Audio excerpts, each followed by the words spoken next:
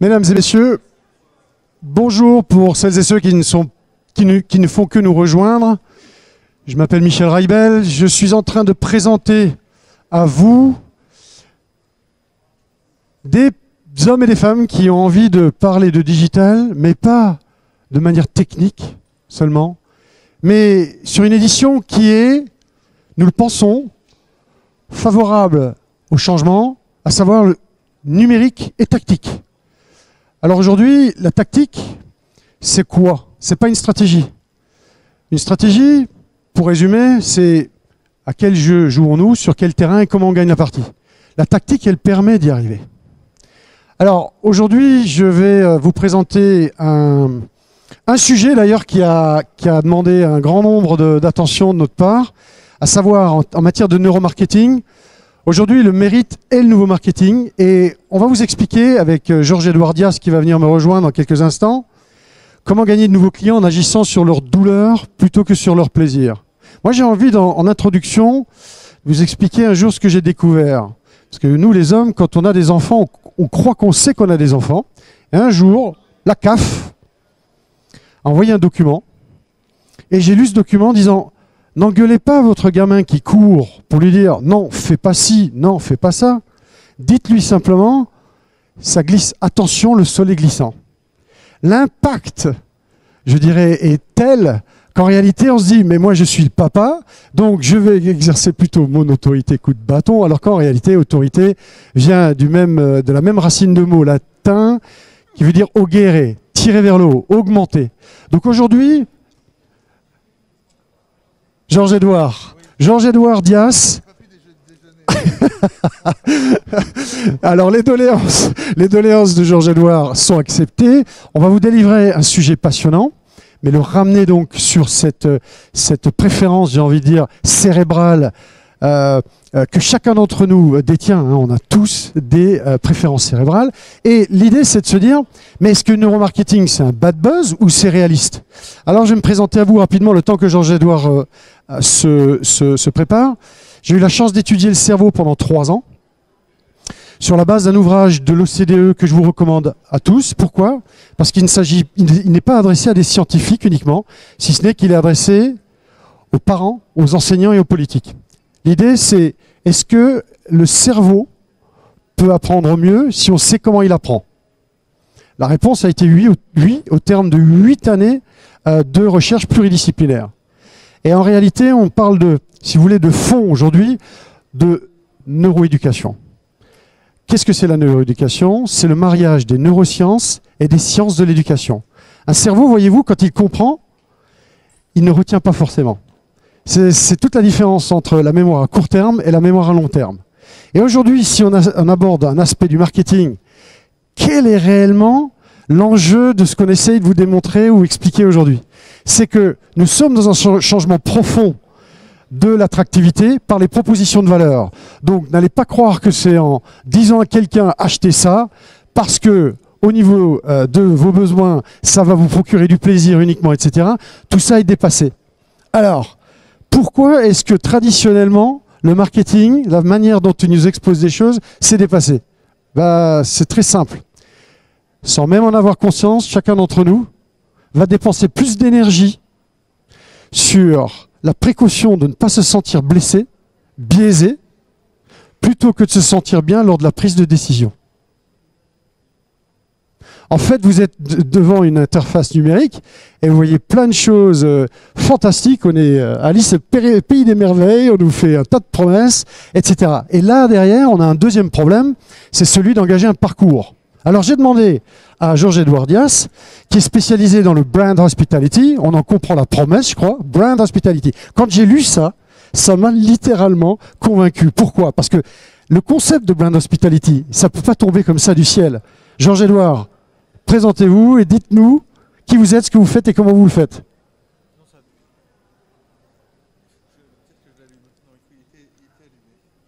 C'est allumé? Deuxième? Celui-là marche. C'est parfait. Non, le concept n'est pas tombé du ciel, il est tombé en fait un jour. J'écoute quelqu'un qui s'appelle Brice Rocher, c'est C'est le petit-fils de son grand-père.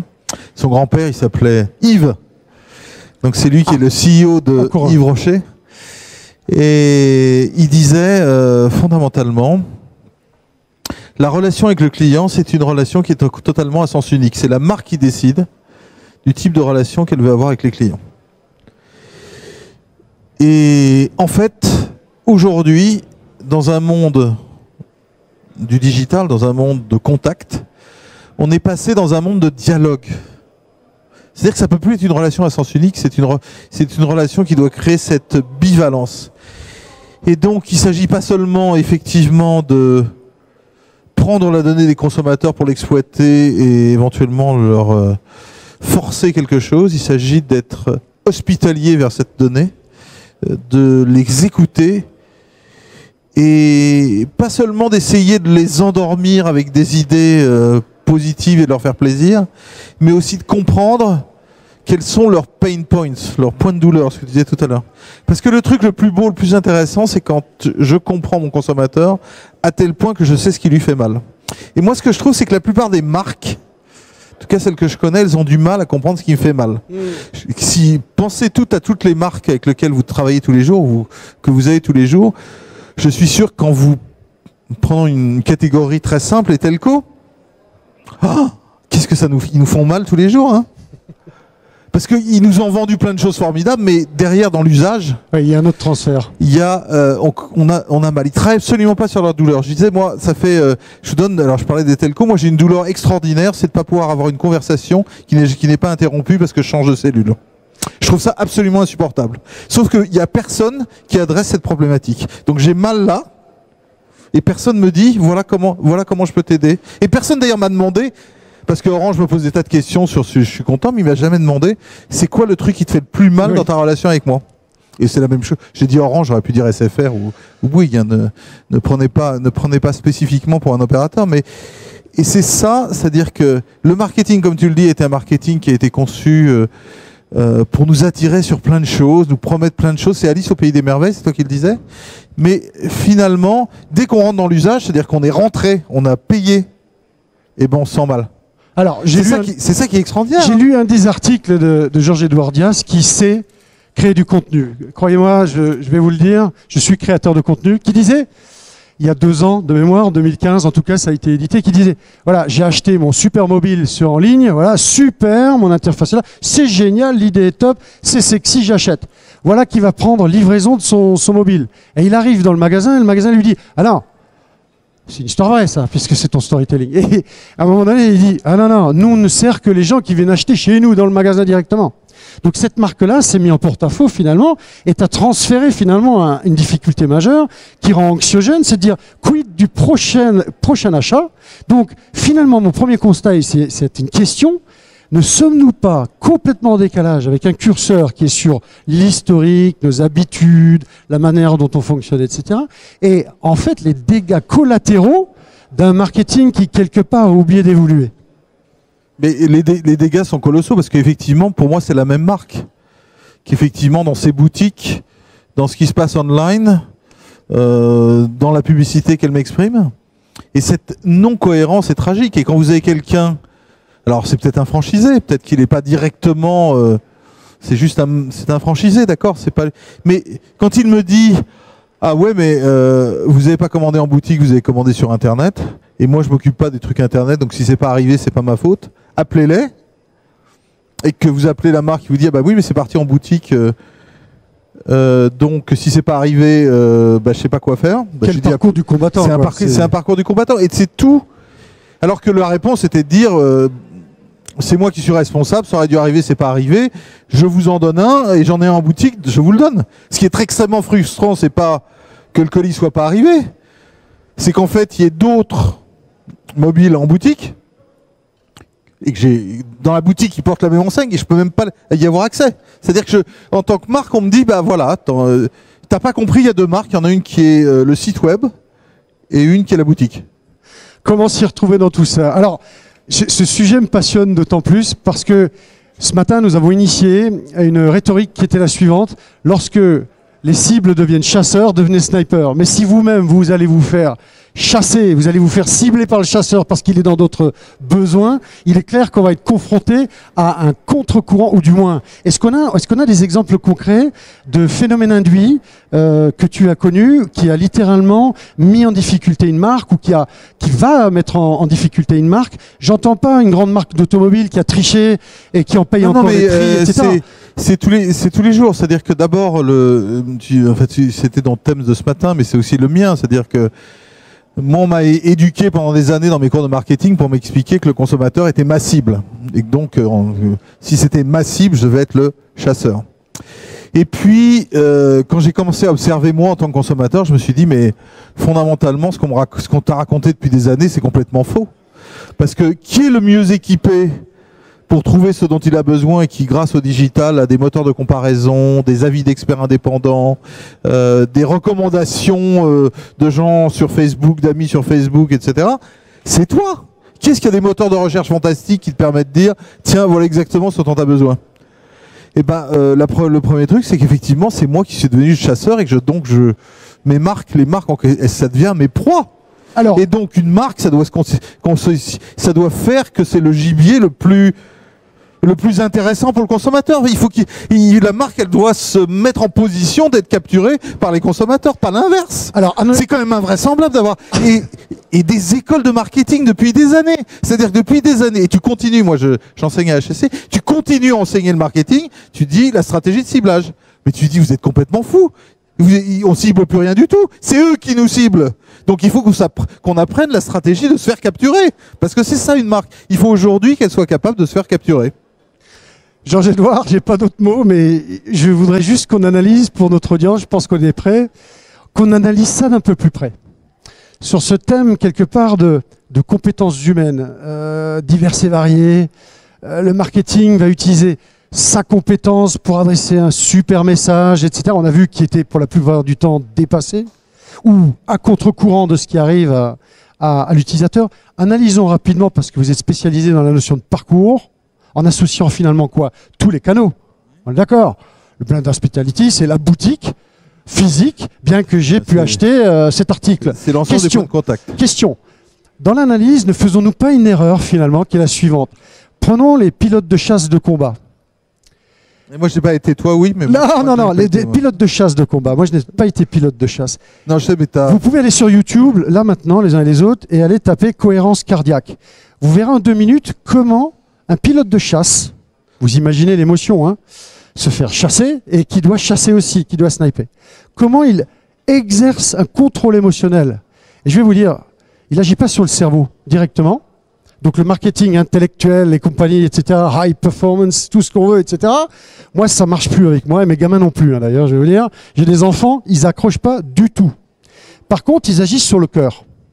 Lorsque vous vous concentrez sur le cœur qui a une tendance à s'emballer émotionnellement, vous allez à un moment donné maîtriser votre respiration.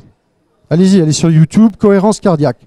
Ce que j'essaie de dire, c'est que le marketeur ne devrait-il pas analyser un peu plus, parce que tu l'as dit, on se met à la place du client, qu'est-ce que le client veut et comment il le veut, et comment est-ce que je peux lui apporter cela, et ensuite le retranscrire au niveau d'un parcours numérique ou additionné à un canal qui est celui, comme par exemple en face à face, comme nous sommes en train de le faire maintenant. Le problème, c'est que le marketing, il a beaucoup de mal à se mettre à la place du consommateur. Pourquoi? Parce que c'est le plus mauvais des consommateurs. En fait, le chef de produit, je disais toujours ça quand j'étais... C'est le cordonnier, quoi. Oui, c'est le plus mal chaussé. C'est le plus mauvais des consommateurs. Pourquoi il est un mauvais consommateur? Parce que il a 2 problèmes par rapport au consommateur. D'abord, il est chef de produit, donc il n'achète pas le produit, donc il fait pas le parcours d'achat du produit. Et il a aucune idée de la réalité de la perception du consommateur, puisque lui, il en sait trop sur le produit. Il connaît tout le contexte, voilà, tous les concurrents, etc. Il a tout analysé, mis ça en équation. Donc il est incapable de se dire, tiens, le parcours d'achat, voilà sa complexité. Et il comprend même pas que quelquefois il dit des choses qui croient être des arguments formidables, différenciants, et sont peut-être des arguments différenciants, sauf qu'il le dit au mauvais endroit, à la mauvaise place. Donc, par exemple, je me souviens toujours de cette histoire, de cette histoire formidable de j'étais chez L'Oréal, comme vous savez, on avait trouvé une crème formidable pour la marque L'Oréal dans la gamme Plénitude qui était pour les femmes après la ménopause. Et donc, c'était le vrai avantage parce qu'effectivement, il y a un changement hormonal. Donc, lorsque vous étiez vice-président e-business L'Oréal, c'est ça? Donc, ils avaient trouvé ça. Et le chef de produit nous expliquait, c'est le point de différence. Et vous savez, quand vous avez un point de différence sur une marque, c'est celui que vous exprimez. Donc, ils nous avaient inventé un super de packaging sur lequel il y avait crème plénitude, post-ménopause. Et le chef de produit me disait, c'est quand même dramatique, je n'arrive pas à comprendre pourquoi ce produit ne sort pas. Ce produit était en libre service chez Carrefour, enfin dans toute la distribution. Et il n'avait pas perçu que c'était extrêmement compliqué pour une femme de mettre sur le tapis de la caisse une crème où il y avait marqué en gros la promesse produit. Et c'est tout le problème. Il avait fait son job, parce que son job de marketeur, c'est de mettre en avant la différence produit, l'avantage produit. Il avait tout écrit bien, tout fait bien par rapport au bouquin de marketing. Simplement, il avait oublié que ça crée un parcours du consommateur qui était juste impossible, parce que elle était intéressée par le produit, elle a envie de le prendre, mais en fait, elle ne le prenait pas, parce que éventuellement, elle regardait autour s'il y avait personne qui regardait, qu'elle prenait, et elle se cachait vis-à-vis de la caissière.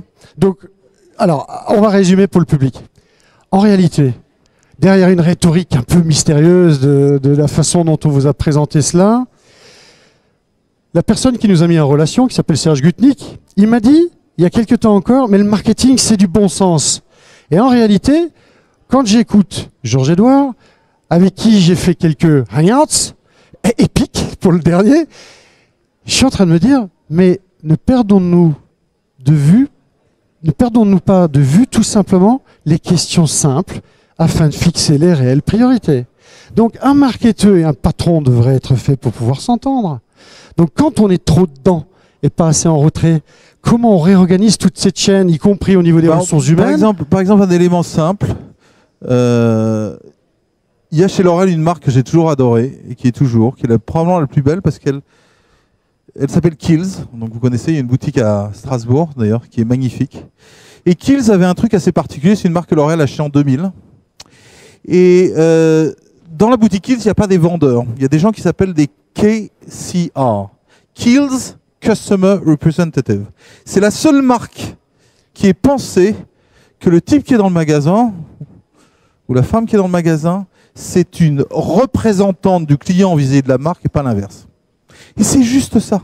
C'est de se dire, c'est quoi le rôle du marketing? C'est de représenter l'intérêt du client vis-à-vis de la marque et pas l'inverse. Surtout aujourd'hui. Et il y a quand même un truc, j'ai pris cet exemple de L'Oréal, mais il y a un truc invraisemblable. Nous savons tous que quand nous sommes clients fidèles d'une marque et qu'on ne pense plus sur le fait qu'on est fidèle, on est moins bien traité que les nouveaux clients. Donc toute la journée, vous vous dites, comment se fait-il que moi qui suis fidèle depuis 5 ans à cette marque, il y ait des offres pour des nouveaux clients qui soient beaucoup plus avantageuses que ce que je paye. Et quand je dis beaucoup plus avantageuses, ça peut être même moitié prix. Donc, on va encore une fois résumer ça. Alors, parce que moi, je me demandais si j'étais dans l'erreur avant de te rencontrer, très honnêtement. Donc, du coup, la question est simple. Est-ce qu'on est en train de se dire que tout le monde veut vendre son produit et son service? Ça, c'est basique, ça.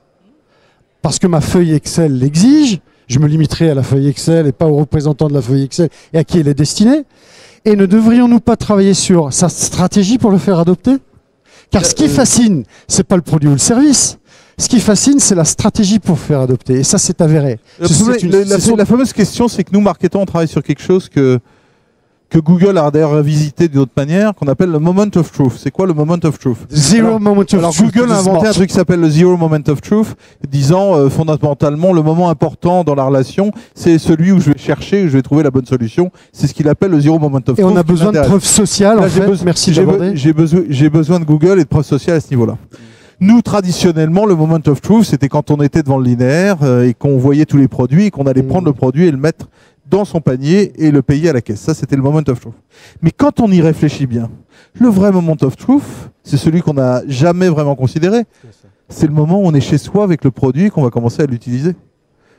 Et en fait, si vous regardez, tous nos systèmes ont été calibrés par ce qui se passait à l'achat ou à l'avant de l'achat, mais jamais après l'achat. Ce qui fait que fondamentalement, tous les systèmes même d'incitation des vendeurs sont faits par rapport à l'achat et pas ce qui se passe après l'achat. Donc la satisfaction et le réachat. C'est-à-dire qu'il y a un truc qui est extraordinaire, c'est que moi ce qui m'intéresse, c'est d'avoir un consommateur satisfait. Et ce qu'on devrait valoriser, si je fais moins en tant que marketing bien mon boulot, c'est que j'ai donné le bon produit à la bonne personne, que ce produit apporte une expérience positive et donc j'ai un consommateur satisfait. Dans la réalité, la plupart de nos expériences, c'est que on nous vend des trucs formidables et une fois qu'on a acheté, plus personne s'occupe de nous et là on découvre, nous, consommateurs, toute notre douleur. C'est pour ça que tu dis son thème était si juste. Parce que personne n'a travaillé sur cette douleur de l'usage où on est tellement déçu des promesses qui nous sont faites. Donc, mesdames et messieurs, ce qu'il faut retenir, par respect du métier du marketing, qui, je crois, doit porter vraiment à un niveau plus élevé, tiré vers le haut, qui représente une véritable autorité. Pour moi, une autorité experte, je répète, tire vers le haut.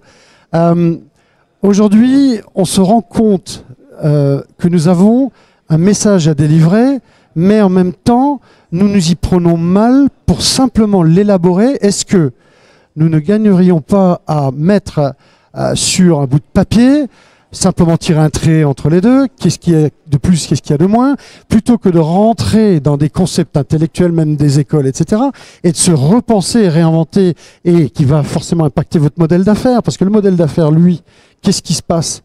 On va vouloir viabiliser parce que la feuille Excel l'exige et on va vouloir à tout prix rendre un résultat. Mais est-ce qu'on y a consacré finalement? Est-ce que QuantStream procède par... Alors, vous faites de la formation chez QuantStream. C'est étonnant. Il faut aider les gens à comprendre finalement le phénomène. La formation, c'est une chose, mais derrière, notre objectif, c'est de réinventer la relation entre le client et la marque et de faire que cette relation, elle soit parfaitement consentie. C'est-à-dire que fondamentalement, quand j'achète un produit, le problème, c'est que je l'achète par rapport à un contrat qui n'est pas égal. C'est-à-dire, je ne connais pas tous les termes du contrat, je ne connais pas ma douleur de demain. Et c'est pas smart. C'est-à-dire que j'ai acheté quelque chose que je n'obtiens pas. Alors que fondamentalement, l'idée, ce serait de dire, je suis tellement capable de gérer cette relation client que cette relation, c'est pas seulement le produit que j'achète, c'est ce qui va se passer au moment de l'usage. Et ça, je vais l'écrire dans un contrat qui va faire que si le contrat n'est pas rempli, je vais peut-être pouvoir me faire rembourser, par exemple, de mon produit. Donc, il y a de changer complètement l'aspect, de se dire, fondamentalement, la seule chose qui m'intéresse, c'est la satisfaction de mon consommateur au moment de l'usage du produit. Et d'arrêter de raisonner sur un système où je suis intéressé qu'à la valeur produit créée pour l'entreprise, c'est-à-dire au nombre de produits, excusez-moi, fourgués auprès du public, et non pas à la qualité de la valeur client créée par la relation que j'établis avec lui. C'est-à-dire que fondamentalement, notre idée, c'est que la valeur, elle est dans la relation, dans le contrat qu'une marque passe avec un client, qui est synonyme de confiance, et ce confiance à terme est synonyme de satisfaction et de chiffre d'affaires à long terme. Et que malheureusement, même quand on vous inscrit dans un programme de fidélité, et qu'on vous dit vous êtes mon Platinum Member, le meilleur, le plus grand fidèle de mes amis, j'ai plus de place dans mon portefeuille pour les cartes de fidélité. Souvent, vous apercevez que ces gens qui disent qu'ils vous connaissent si bien vous déçoivent terriblement. Donc j'ai par exemple, je pense à une chaîne hôtelière qui sait depuis des années où j'habite, parce que forcément, puisque c'est là où destination de ma carte, et qui sait aussi les lieux, les endroits où je vais, et qui systématiquement, alors que j'habite une partie de mon temps à Paris et l'autre partie à Lausanne, c'est ça, continue à me faire des propositions sur dire ce sera formidable ton séjour en amoureux à Paris. Je lui dis mais quand tu me dis ça, c'est d'accord, c'est une proposition sympathique, mais j'habite Paris. Tu le sais que j'habite Paris. Et tu me dis que je suis le meilleur de tes membres, etc. Et tu me connais pas au point de ne pas être capable de me passer une offre qui me soit vraiment personnelle, qui soit une offre relationnelle. Donc tu ne remplis pas ton contrat. Parce que tes points, c'est bien.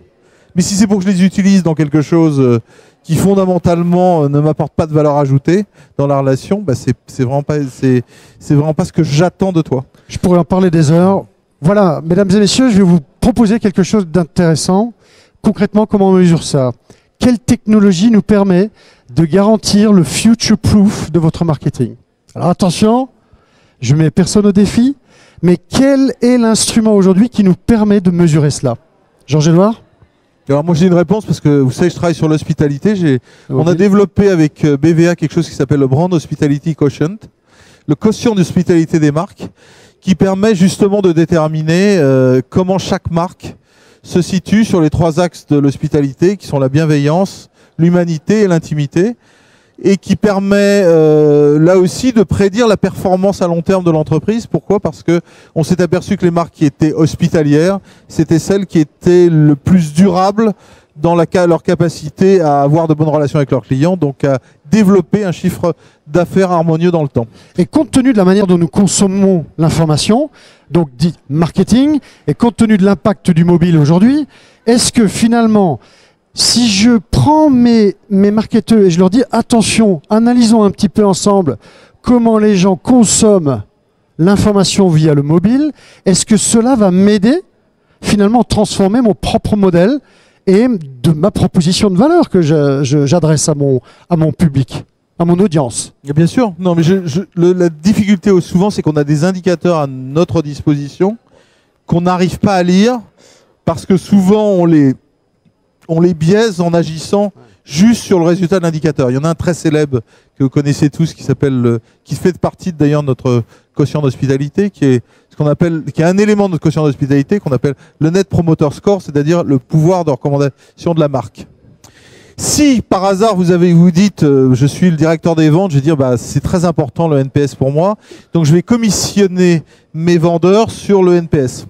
Mais qu'est-ce que vous apercevez? C'est que l'être est humain, c'est qu'ils ne vont plus travailler que sur cette donnée-là, aux dépens de la réalisation d'une vraie satisfaction client. Donc ils vont travailler sur la recommandation, et ils vont quelque part donner des incitations à leurs clients sur la recommandation, sans travailler la globalité de la relation client. Donc on a un vrai problème, c'est que souvent on essaie de traduire ça dans des indices, et ces indices sont tellement spécifiques qu'ils ne prennent qu'un élément de la satisfaction client, qui est un élément extrêmement complexe. Et donc ils ont tendance à créer où on biaise les mesures, on fait un certain nombre de choses qui font que on a beaucoup de mal à utiliser que ces outils de mesure au départ. Georges-Édouard, résumons, je voudrais juste être sûr d'une chose.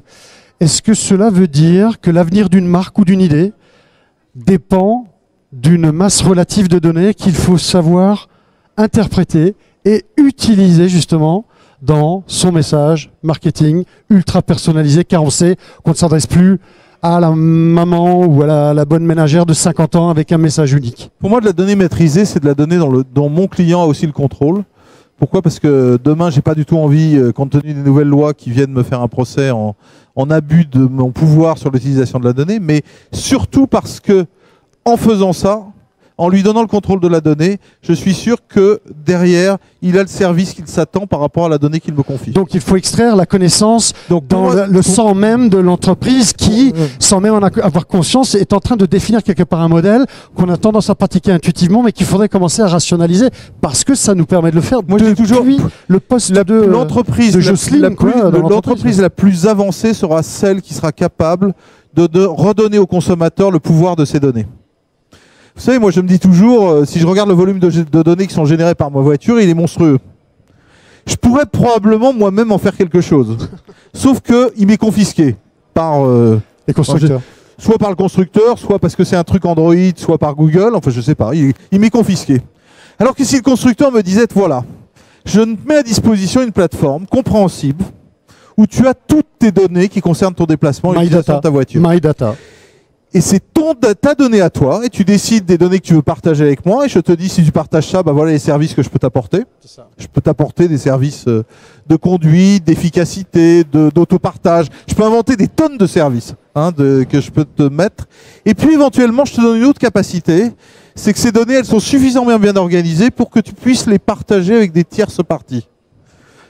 Et on va signer, ces tierces parties, fondamentalement, elles vont t'apporter des nouveaux services. Mais donc tu auras un bénéfice de l'utilisation de ces données. Ce ne sera pas juste moi qui vais vendre tes données à une tierce partie sans que tu en aies le bénéfice.